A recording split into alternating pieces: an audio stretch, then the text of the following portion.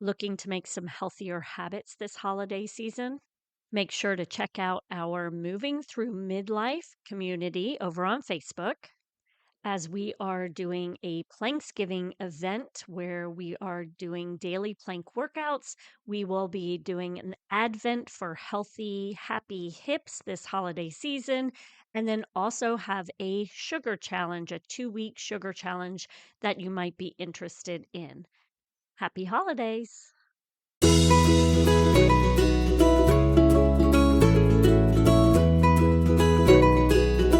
Welcome to Raising Healthy Humans, a podcast created for busy moms, where you can easily find information on health and wellness for your family. Enjoy experts who share tips on how to raise children through each phase of life. Gather current information on nutrition and wellness, and listen to Courtney, a health coach, movement specialist, and founder of FormFit, an active and supportive community where she helps busy moms move more. On Raising Healthy Humans podcast, Courtney shares her personal life experiences, training, knowledge, and conversations with other health and wellness experts so you can raise healthy humans.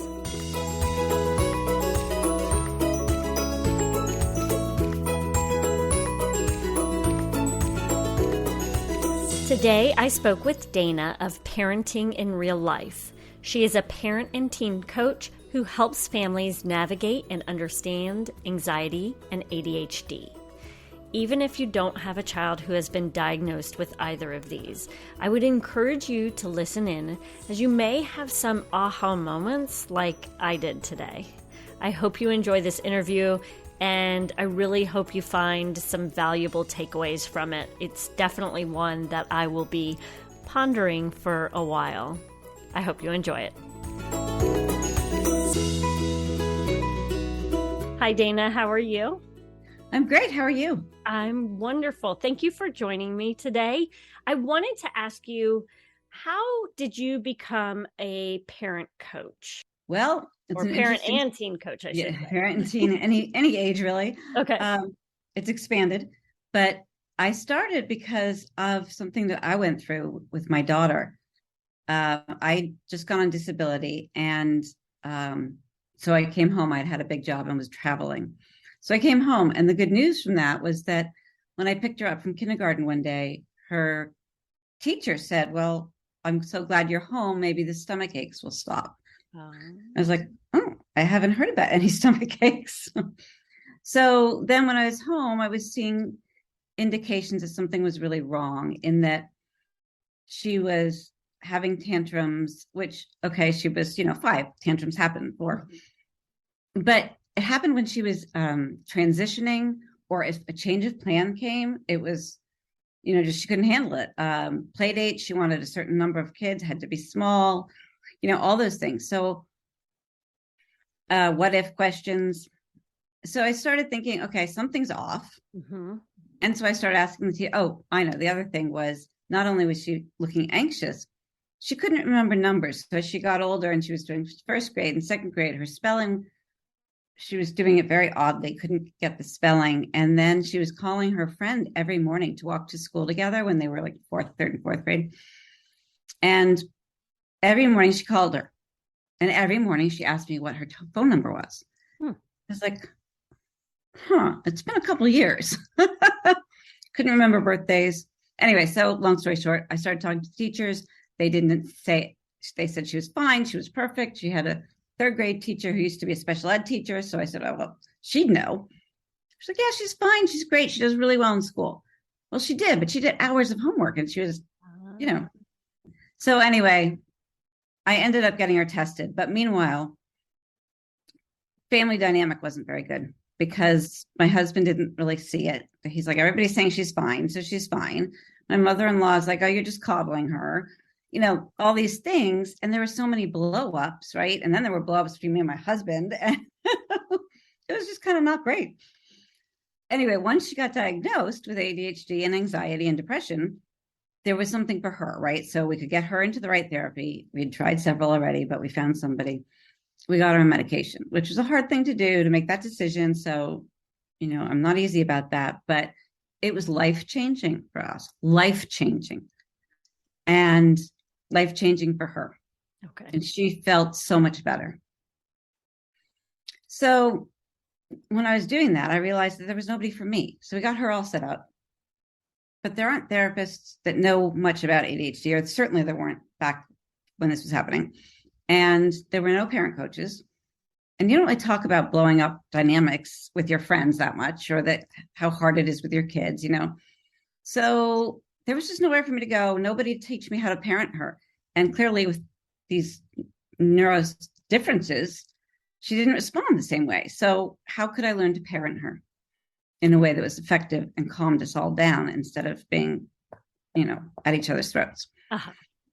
So that's why I did it. I was like, well, I don't want anyone else to feel this lonely and this alone and this overwhelmed. You know, it's overwhelming to have a kid with struggles and you don't know how to handle them. You don't know how to help them. Right. Right. So that's why. Okay. Did you notice, or do you notice, that many children who are anxious also have ADHD? Or Oh yeah, about 35% of crossover actually. okay, interesting. Yeah. And I find it interesting as well. I've recently heard that they've dropped the ADD and Yes. it's now just ADHD. So Yes. you could have a child who is not hyperactive and still be considered ADHD, correct? Absolutely. And the thing about ADHD that is so tough and tough in coaching, actually, is that it manifests differently in every single kid. Some get defiant, some get anxious, some get both, some get OCD, some are hyperactive, as you said, and fidgety and all that, but others get so zeroed in that they don't hear anything else. Some are quiet and kind of retreat. It's crazy how different everybody is. And so that's a hard thing to do, is to figure that out and make sure you're parenting that child Right. in a way that works for them. Right. Okay. And how do you feel that you would parent them? Do you feel that you parent differently? I don't know. Do you have other children in the house? Yes. So I have a Okay. son. They're both older now, but Okay. yes. And it was hard for him because all the attention, it's really hard for the sibling, and nobody thinks about the sibling really, because you're all caught up in the child that needs all your attention, right? Right. And the sibling has a hard time because they are always in these family dynamics that are blowing up. They are hearing tantrums all the time. They are seeing that the other child gets all the one-on-one attention. So that, so that's tough for them, which adds to the whole dynamic. Right. Do you feel that you have parented them differently because of the diagnosis, so to speak? Mm-hmm. Yeah. I have. I've had to, and I still do. Okay. They're very different kids. And so I want to be able to have a close relationship with each of them. Right. And that relationship looks different. Okay. So if someone is being told that their child has ADHD, are there certain things that you recommend for them to make sure that they are practicing that might be different from the normal parenting situation? Yeah, I do. I think the main thing is, and this is not different, this is for all kids, but I always have to say this, validation. You have to validate what they're saying and listen to them. So if it's anxiety and you don't get it and you're like, you're fine, just go do it. Well, they can't. So that's not helpful. Okay. With ADHD, same thing goes. So you need to take a pause and see, is this something that they can't do?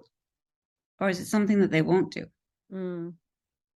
And the reason I say that, and I highly recommend that pause, is because if you can clue in that it's something they can't do, that changes how you react. Right. And that's important for the kid, but it's also important for you, because as a parent, I don't get as angry or as frustrated if I understand that this is a skill I need to teach them. Right. So that that changes that dynamic right there. So that's one really important one, I would say. Okay. The other thing is to keep your tone of voice even and try to stay calm, which is hard to do. Again, pause. That's really hard to do, right? So another thing you can do is take time to speak out loud when you're going through something. So one of the things that you don't really know about ADHD, well, not you, but people often don't know, and we're not told as parents, is that it's not just a working memory or executive function issue. I mean, it is, but in that executive functioning is the organization and the planning, and those are really hard for them. But there's also this emotional aspect that I don't think people grasp at first, and that is that they are dysregulated. They cannot contain their emotions. That is a can't. They don't know how. So that's why they might be blurting out in school. That might be why they're interrupting. It might be why they're frustrated. So when they are frustrated, that explodes. And that explosion is scary to them.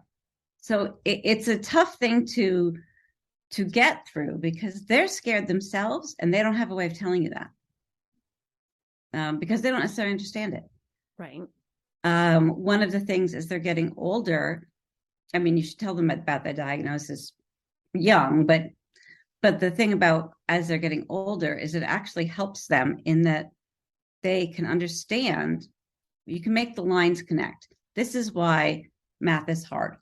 This is why you have social friends issues, because they often do have friend issues. They often have one or two really close friends, but they go in and out of groups. Sometimes they're drops, sometimes, so that's important for them to understand so they don't get as frustrated. One of my favorite words is the power of yet. I can't do this. Okay, you can't do this yet. Let me help you. That just shifts that frustration and tone of voice and can sometimes get them from up in their heads and emotional to calmer. Okay.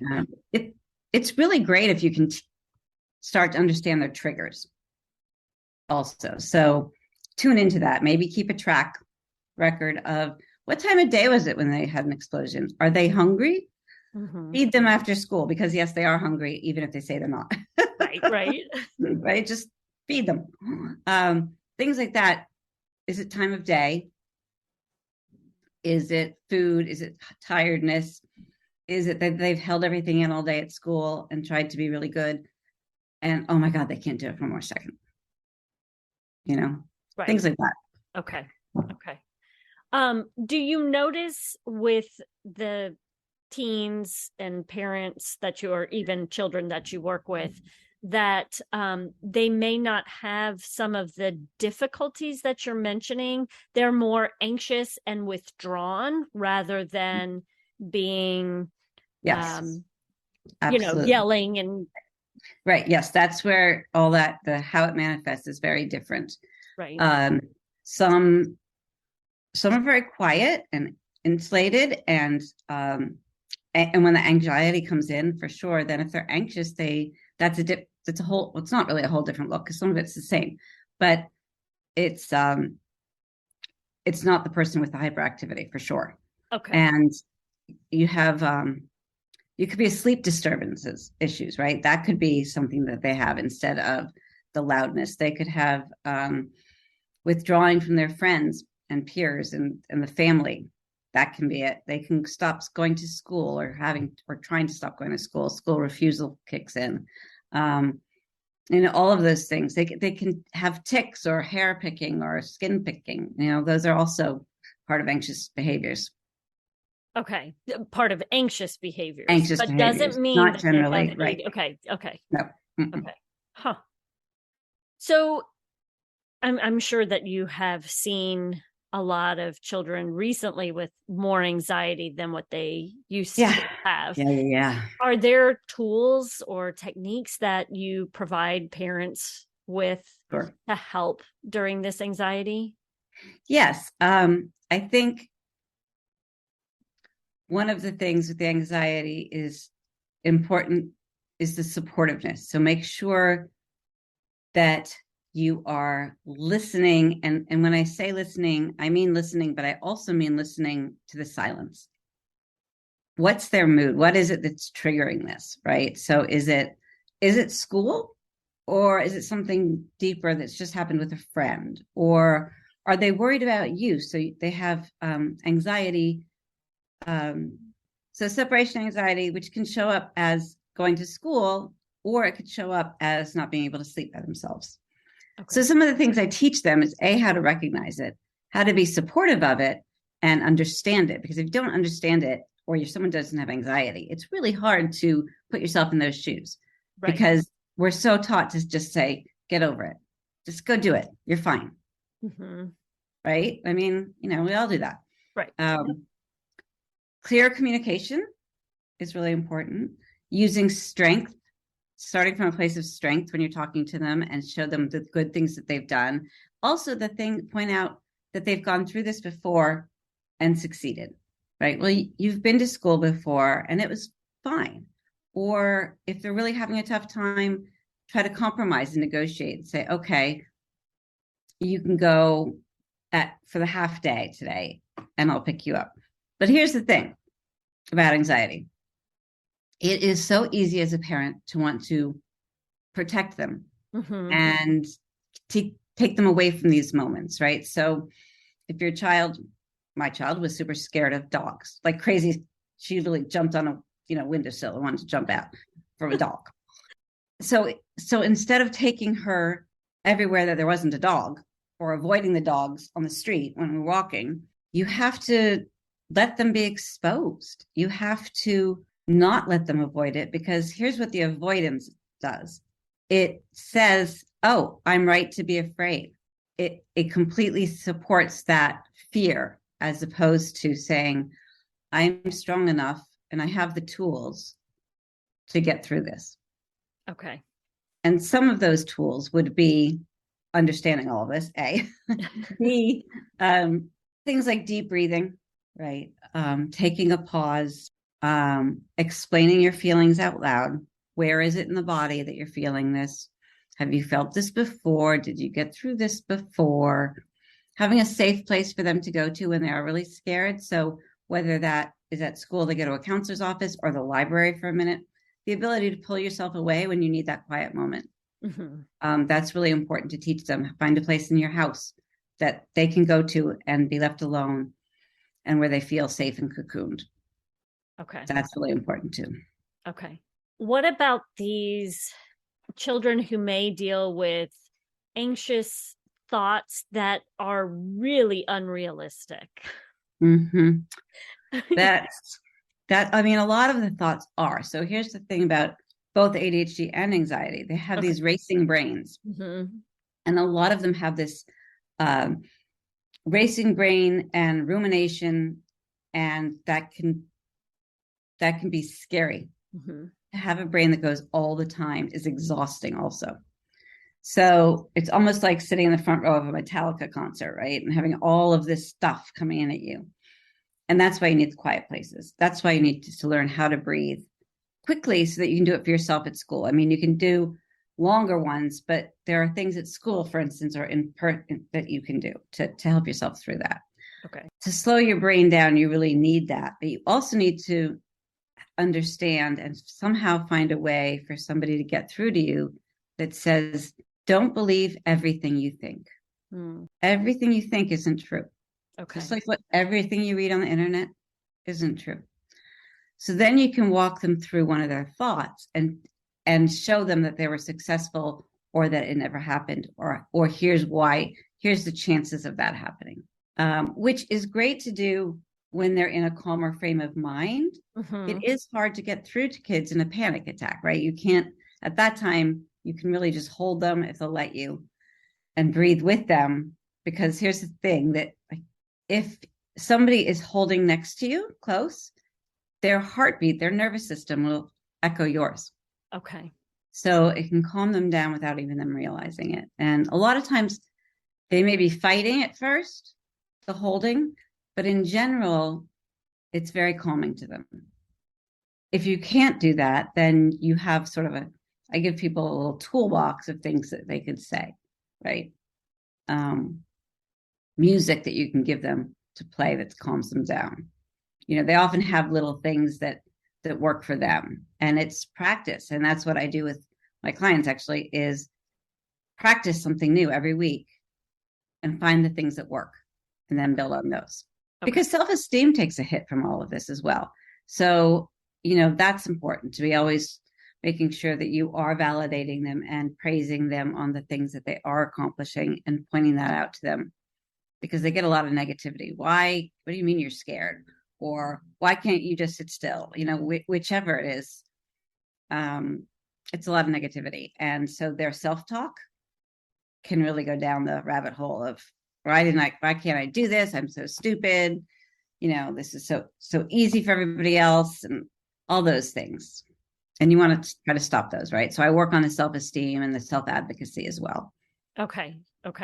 Now, for families where you have like a child who is very anxious and a parent who's also very anxious, what could you then talk to the parent to help them? Because I feel like, and I'm speaking about myself here. So my son gets very nervous about one of my sons gets very nervous about everything. And it's always, we've dealt with brain eating amoebas. Like, it's that kind of ridiculous. So, and now that we have the internet, you can look everything up, and so therefore you can diagnose yourself with everything. And then for me, obviously the brain eating amoeba one is a little far-fetched, so I'm like, I'm not worried about that. But then there's also I feel a lump here, I feel this. So how does a parent who's also dealing with anxiety, because once my child tells me he's anxious about something, then I start in that cycle too of anxiety, and oh my gosh, what if something is really wrong with him, and I've got to get myself under control and now try to get him under control. And is it all the same? Like, find a quiet place? In a way, it is very similar. And I can't tell you how many parents of anxious kids I do teach. I work with both of them, not together, but both of them, each of them, because that happens, right? And if you've had your child harm themselves or whatever, then of course you're super anxious about it. So yes, there's a lot of trying to work in meditation, whether that's actual meditation with an app or whether that is getting out in nature, right? So one thing that really helps anxiety is feeling the ground under your feet. So I teach some grounding skills to parents. And I also do things like, because when they're anxious, they also start to get that mom guilt, right? So I don't know if you understand that, but yeah, me too. So what can they do about that, right? So write down one thing every day that you did that was successful. That could be, if you're in the midst of kind of hell, that could be getting dressed or getting your kid out the door to school, right? It doesn't have to be something massive, but doing something like that. Finding 10 minutes a day to do something for yourself. I have like list of self-soothing exercises, and if you're near water, put your hands in water if you're having a panic attack, or if you feel it coming on, feel the water. That can be really calming. Actually looking at water, if you're at the sea, whatever, go somewhere in nature, take a walk, movement helps. All those things. Okay. And would you recommend for those families, like if both of them are anxious, to encourage them to do it together, or should they kind of be separate at that point? It depends how old the child is, right? Okay. Because if it's a really young child, you're going to be doing different things.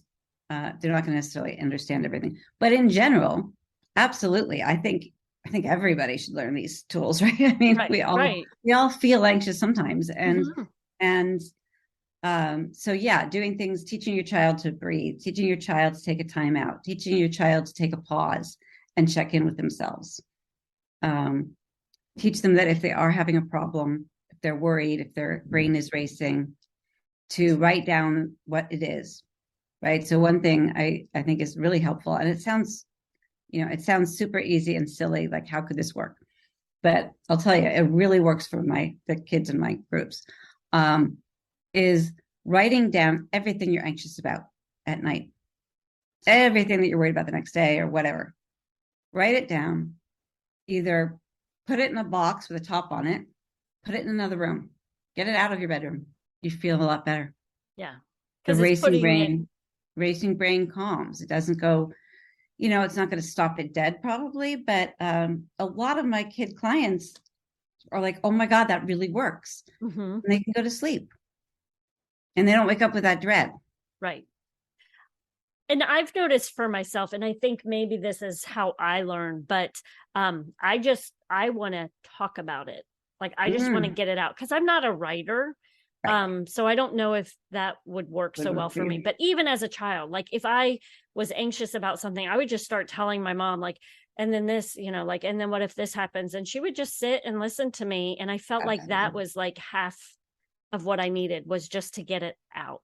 Yes, exactly. And how you get it out, it can definitely be talking. That's what I was talking about when I said, support and validate. Just listen. Right. Just let them do it. And then instead of saying, well, none of that's going to happen, you say, I totally understand that's scary for you. I see how scary that would be. Let's find a way for you to calm down. Okay. How can I help? Is it bad to then offer like, well, there's only a 1 in a billion chance? Or that's it's not helpful, particularly at the moment. It is what we all do. Right. That's my daughter. Yeah. Mom was the best. Because if they're at that moment and they're anxious, they're like, yeah, whatever. That doesn't help me. Okay. It doesn't change how I feel. Right. I'm not being rational right now. Like, these fears aren't rational. And usually they will know that as they're saying it, but they can't just sort of change from irrational fear to listening and taking in the actual facts. Okay. It's just their brain isn't open to that right then. Right. When they're anxious or in a moment, they are not able to regulate and problem solve. Okay. They're not in a place to be able to do that. Gotcha. Okay. Would you recommend, or would you say that for families that may be noticing that their child is anxious or may struggle with ADHD, is there a reason to get that diagnosis? I mean, obviously I understand extreme situations where it's uncontrollable, but on a like on a normal scale, like, do you recommend everybody see someone just to get a diagnosis? Or well, I don't recommend that for everyone. I do recommend it for anybody that is concerned that their child has this. Yes. Has either ADHD or anxiety. And here's why. Okay. Because it's a pain to get it done and it's expensive. And you can try to get the school to do it. But schools sometimes, if it's public school, that can be difficult. They don't want to do that because then they're paying for it and everything. So that can be hard, but you absolutely have the right to ask for it. Okay. And the reason why I recommend it is because then they can, once they have that diagnosis, parents can understand what is happening, first of all. So there's a big diagnosis, like you get this overwhelming thing to read and it just makes you terrified and you think your kid's never leaving the house, which is why I do this. But it actually gives you information. Okay. Information that's super helpful, both to the parent, but also with school. If they are anxious or have ADHD, they can have accommodations. Okay. And they should have those accommodations because it's just putting them on the level playing field, right? So you would give somebody aspirin. Some of the things that you could do for them is extended time on tests, sitting in a good place where it's less, wherever is better, which is usually in the front of the class. You could even take tests in a different quiet environment. You can ask for written assignments instead of just having it on the computer. You can take frequent breaks. You can do progress reports back and forth from the teacher to the parent. All of those things. Being able to record a class, and listen to it back. The ability sometimes to doodle in class, so someone else is taking notes, because somebody with ADHD or anxiety both actually focus better when they're drawing. Sometimes it's listening to music, but and the instinct as a parent, if you're trying to have a conversation with them and they're sitting, doodling and looking at the drawing, is to be aggravated. It's like, listen to me. Right. Yeah. Well, small tip, they are listening to you better by doing that. So all those things are you have the option, and that option stays with you. So once you've had that diagnosis, even if you don't need the accommodations till high school, you still have that diagnosis. Good to know, because everything you're saying right now is just like, it's these aha moments. Yeah, I hear that a lot. Yeah, well, and my son, he's dealt with anxiety, like when you mentioned the stomach aches. He dealt with the stomach aches. If I would leave for anything, I had to go away one time. He was sick, throwing up, because he was so nervous. And we've always known him to be an anxious child. I was an anxious child, so I've just kind of blown it off. But some of the things that you're saying here, I'm like, oh, I wish I would have done something, because he's in high school now, and we just had the new testing that they're doing, and they had a certain period of time to read a certain amount of, paragraphs, whatever, and answer certain questions. And he said, I had 40 minutes to read whatever, 6 paragraphs, whatever he said. And he's like, it was not enough time. I just felt, and he has never struggled in a subject, which is why I've never thought of like needing to do this. But I wonder if we could have gotten him some accommodations, because some of the other things that he has said to me over time is like making me realize that this may be more than what I thought it was. So I was just going to say, so what you say, like for any listeners, if there's a question, it might be worth it, just because you never know what the future will hold with them. Right. And I'll tell you, you were not alone in the high school thing, because so many parents realize it in high school. Well, actually, it's the kids, right? So what happens in high school is the parents take their steps back, or they're supposed to anyway. The homework is harder. There's more of it, and they have to self-advocate, which they don't really know how to do generally. Right. So unless we've thought about it and taught them. So it often pops up in high school, and that's okay. You can have them tested in high school. A lot of people do, and you can still adjust. You could also try, and I don't know if you've done this, and but parents can also talk to the teachers and set it up and just say, hey, my child has anxiety.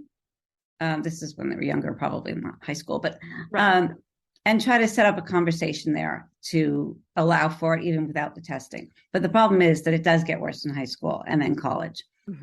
So having the testing gives you information, validates your kid. So I'll tell you one thing. Kylie was thrilled when she got the diagnosis, because she knew, right? She knew something was wrong. And that's where the self-esteem hits, right? You're being told, you're trying to tell people something's wrong. They're not seeing it. And so all of a sudden, it's not that something, you don't have a reason for being like this. You're just dumb. Right. And we don't want our kids feeling that way. Right. So it's actually that validation that there is a diagnosis is super helpful to all of you. Right. With school or without school, but then definitely with the school. So I would say try the diagnosis, because it can be super helpful for all of you. Okay. And the other thing, let me say for the parents out there, follow your gut, moms, because I was a little late to the party. I tried, but I was a little late to the party for getting her diagnosed. And that is a big regret. And you know your kid best.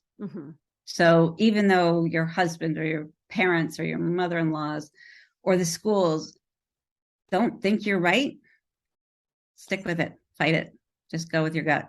You know your child the best. The one other question I had for you was in regards to my son and just something he had said, and maybe we don't have to speak about his specific situation, but it might be something that other moms notice as well. So we were talking about, and this was kind of like my aha moment. This was a little bit deeper than what I ever thought it was. Mm-hmm. We were talking about, so he's of the age where he can go get his permit to drive. And he said, Mom, I just don't know if I really want to go get my permit because it seems like driving is such a mundane thing that I'm going to lose focus and not pay attention. Oh, wow. Yeah, that's an aha moment for you. Yeah. Because for him to realize he loses focus if he's bored, I would say, run, go get him diagnosed. Okay. Well, see, and the problem is his grades are always, there is not there has not been indicators. Anxiety, yes. Some questionable things that he did as a child that made me think, what are you doing? Like that kind of stuff. But that was my aha moment. Like, really? You don't? So I'll tell you, I'll actually ask you a question. Okay. When he needs to do something and you just say, go do it, or he has to do his math homework, is it easy for him to sit down and start? Or is his, yeah? Yeah, he gets it done. I mean, and great. Math is one of those subjects, like it's very easy for him. They got that from their father. All three of my children are great in math. It's not me. But yeah, I mean, he does not have a problem sitting down and doing. That's great. Think it's once he's in school, maybe, I don't know. He loses focus. Yeah. He daydreams or whatever. Yes. Yeah, really common. So the driving thing is interesting because he said, I'll lose focus if I'm bored. That was interesting, and very self-understanding. I mean, that's great self-knowledge. And kids with ADHD in general drive later. So if a child has ADHD, and I'm not saying yours, but right, no, they're about 3 years behind is how to think about it in their ability to do executive function things. Okay. So that focus, that organization, that staying on top of something, even how they act, and sometimes their friendships. If you look at them and you think, oh, so immature, or why can't he do this? And then in your mind, you take 3 years off and say, is that the age he seems? Probably, because that's honestly where they are. They're generally 3 years behind. Okay. That doesn't mean they wait 3 years to drive. My daughter actually did get her license on time, relatively. But she didn't love it. And if she didn't take her medicine, she probably would have had a harder time of it. Okay. I mean, now she doesn't take her medicine all the time, so she kind of figures that out herself. But driving is hard because it's hard to stay focused all the time on this. And so I remember her saying, well, it's so hard. It's so hard to drive. You have to stay focused and you really have to concentrate the whole time. Oh. And yes, I mean, they're not wrong. Right.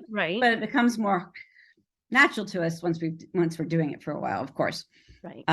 But they do need that extra time to learn it, probably. And they shouldn't have their friends in the car and, for a while. Right. They shouldn't have music on. They shouldn't have an app on, even if it's a Google Maps.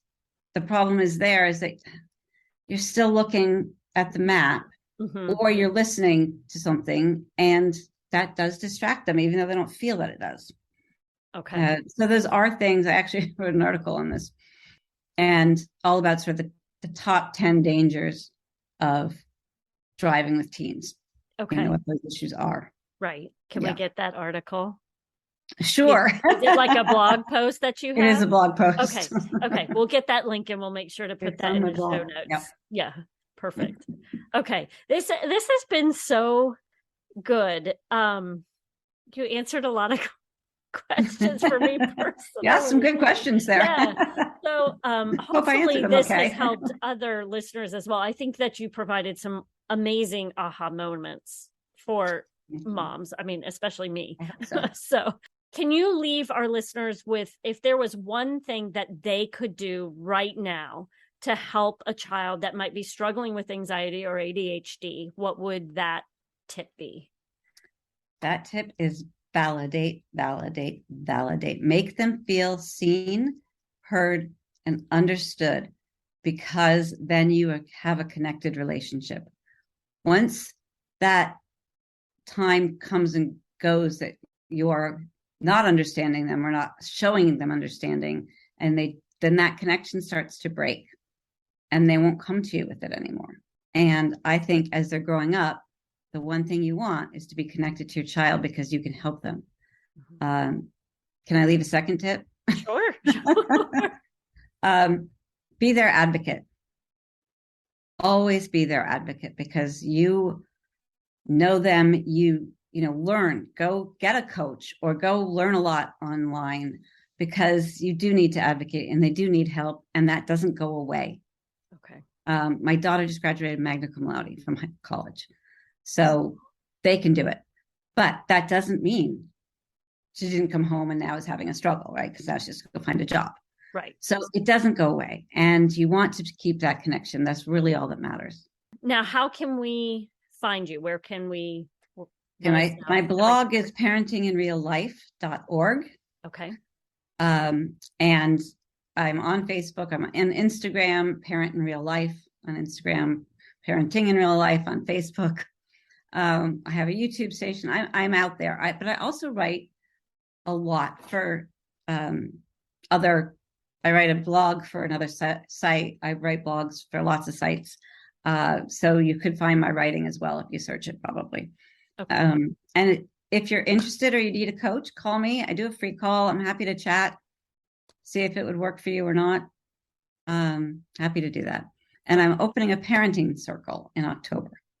Okay. So that will be a group of moms and dads, parents, who could use a little connection, understanding, and support, because it's not easy to go through all this. Okay. So and is that like a course or a program? No, it's generally a support and coaching group. So it will be twice a month on Zoom with me. I'll do some one-on-one coaching for first come, first served, and then you learn from each other, right? And we need that validation. We need that understanding ourselves. And we don't necessarily get it from our families or from our kids anyway, right? Right. So I think you can learn and you can relate. And I think that's really great for people. I've had a lot of people asking for that. Okay. And we'll make sure that all of that information is in the show notes as well. Yeah. All right. Yeah. Thank you so much for taking time out of your day for this. This has been great. I love talking with you, and I hope people found this helpful. Yes, I think they will. Thank you. Thank you.